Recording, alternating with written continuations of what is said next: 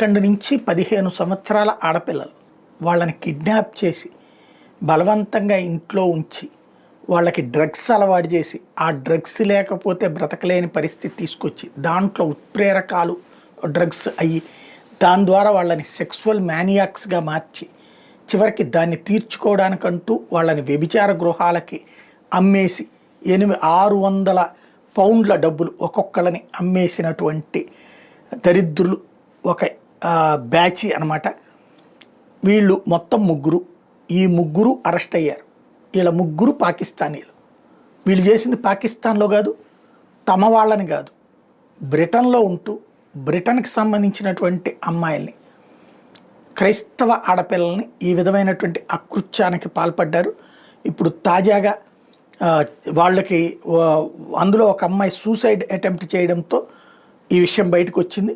ఇప్పుడు వాళ్ళని అరెస్ట్ చేశారు. ఏదైతే బ్రిటన్లో ఉన్నటువంటి ఆక్స్ఫర్డ్ ప్రాంతంలో ఈ సంఘటన చోటు చేసుకుంది.